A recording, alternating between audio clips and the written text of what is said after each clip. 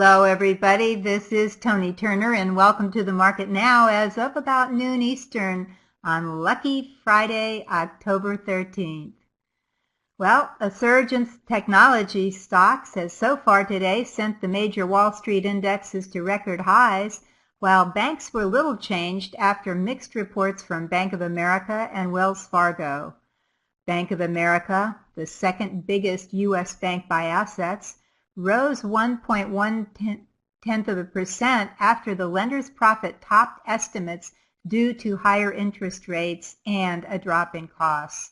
But Wells Fargo tumbled more than 3%, set for its biggest drop since mid-April, after reporting lower than expected revenue for the fourth straight quarter due to a decline in mortgage banking revenue. And as you all probably know, the financials have started announcing, so we are moving right into third quarter earnings season. And with that said, let's go on to three stocks or three charts that could give us some insight into the week to come.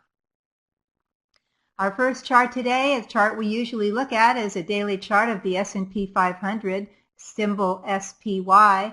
This is the ETF that closely follows our S&P 500 index.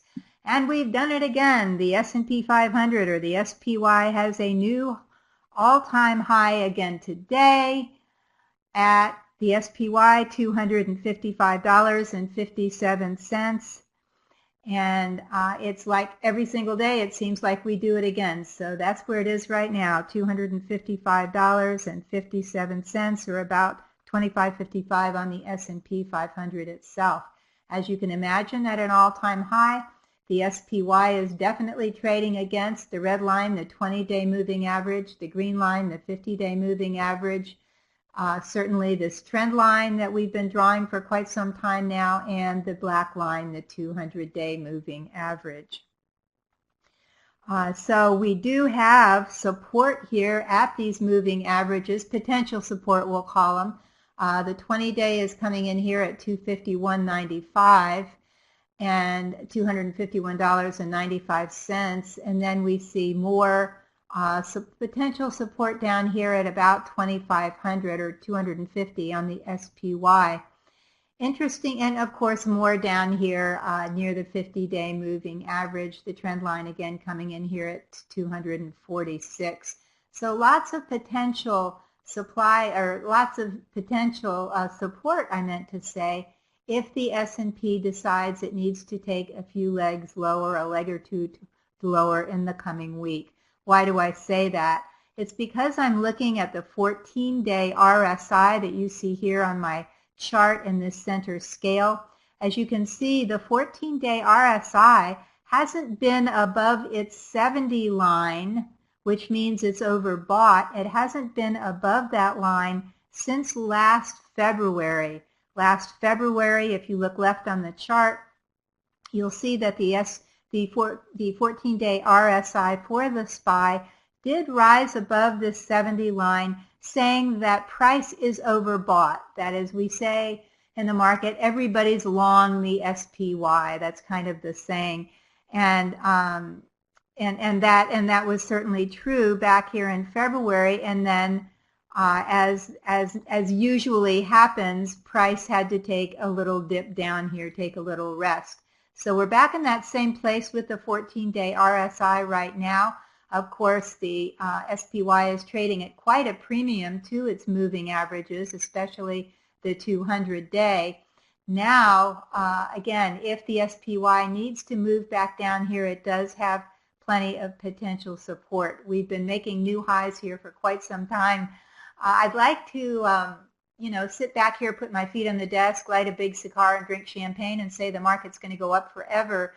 But I have learned that the markets of industrialized economies, the capital markets, move in cycles.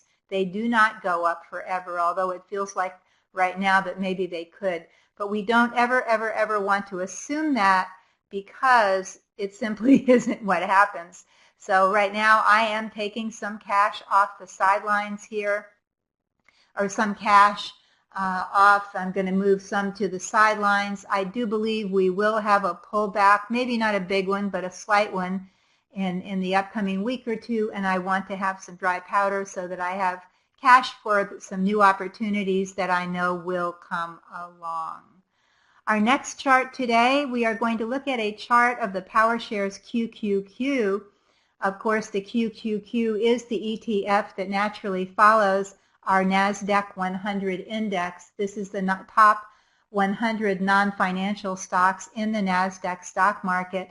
Now you can see here, and this is made up not all of tech stocks, but of a lot of tech stocks.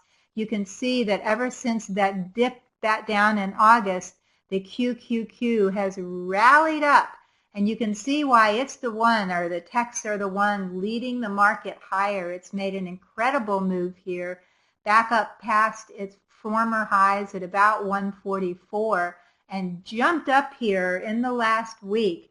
When I captured this chart, it was trading at $148.31, and the Q's made another all-time high today so far at $148.50.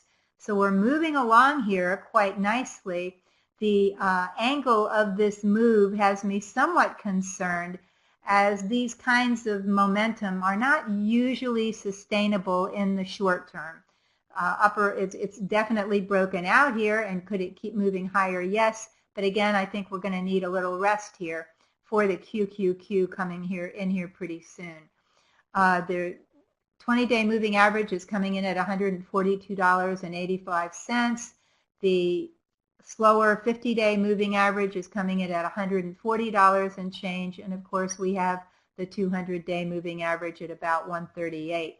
Now, what we also have here that we need to notice is the 14-day RSI here is also overbought. It's way over its 70 line on the 14-day RSI. Just so the slow stochastics, which I have on my bottom scale here, they are also overbought. Now, we know that slow stochastics can stay overbought for quite a while, but the RSI, not so much. It's a little slower. So we will have to see here. I think we're pushing our luck here with the Qs in the short term. So I think that we may get a little pullback here in the coming week. Not definitely, but maybe, and I'd like to be wrong. And then it needs to come to a little rest here before it gathers enough steam to start higher. After all, in order to move higher, stocks need to move lower first sometimes. It's like a long-distance runner. You've got to stop and rest and get some water. So please don't think this is going up forever, although we certainly have a bull market on our hands, and we're going to definitely acknowledge that. All right, our final chart for the day is the SPDR S&P Insurance ETF, the KIE. Now, if you will notice here, we haven't looked at this in quite some time. The KIE top components are AmTrust, Lincoln National, MetLife, CNO Financial Group, some of those, also Bright House. Now we see an all-time high here for the KIE right up here at $92.40 on August the 8th. Then on the Hurricane Harvey and Hurricane Irma, on those big storms, naturally insurance companies would dip, as they're going to have to pay a lot of insurance to a lot of people. So this made a dip here, down here to a low of $83.42 in September 7th. Then, after this big move down, after both those hurricanes, the KIE rallied back up. Why is that? Well, because insurance companies, after big storms, after they have to make a lot of payouts, insurance companies typically then raise their rates. So that's one thing. Another catalyst for this move can be that the Fed is still intent on raising interest rates, and higher interest rates are very good for insurance. It's bullish for insurance companies. So we see right now that KIE is trading above its 50-day moving average, its 20-day, and its 200-day moving average. Now, if the KIE can continue to climb in the coming week, And even if it breaks above that prior high at $92.40 back here, if it can break out, fantastic. If it starts higher next week, I may be a buyer of the small share size. The market's trading at all-time highs. We want to be wise. So small share size. I may nibble on KIE here. If it continues to move higher, if it moves lower in the coming week, if we have to take a little break here, I will watch it to see if it stays above the green line, the 50-day moving average, which right now is coming in at $89.48. As long as it stays above that line, if it pulls back to it and then bounces, again, I may be a purchaser there. As long as it's above the 50-day moving average, and as long as it keeps and then rallies and starts higher. So either move up next week or back and then up next week, I'm good. As you all know, if the KIE dips below the 50-day moving average and closes below it, any shares I've purchased, I will sell. Okay, so now, with all that said, let's go on to next week's economic reports. But first, I want to take just a moment to tell you about my brand new online training, Trade the Trend to Profits. It's hot off the presses, and we're excited because during this 2-hour recorded webinar, I can show you how to take 20, 30, 50% or more out of your trades. This is the easiest and most straightforward way to buy stocks and ETFs at a low price and then sell them for a substantial profit. It's easy to do, it's easy to understand, and it's highly effective.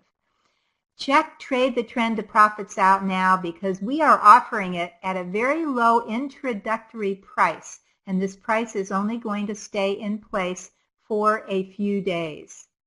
Now, my strategy for these trades is extremely simple. It's easy to apply, and again, the profits can be fantastic. So don't miss out. You can either go to this link or click on I believe it's an orange button below, but do check it out. Okay, and now on to next week's economic reports. On Monday, we'll have the Empire Manufacturing Report. Not much going on Tuesday. Wednesday, we'll have building permits, housing starts, crude inventories, and the Fed's Beige Book. On Thursday, we'll have our usual jobless claims, our usual, the Philly Fed, and our usual natural gas inventories. And on Friday, we'll have existing home sales. And remember, this is your chance to learn how to make highly profitable trend trades with clarity and confidence. So don't miss out. For more information on our brand new product, Trade the Trend to Profits, click on the button below. Until next week, keep green on your screen. I'm Toni Turner, and this is The Market Now.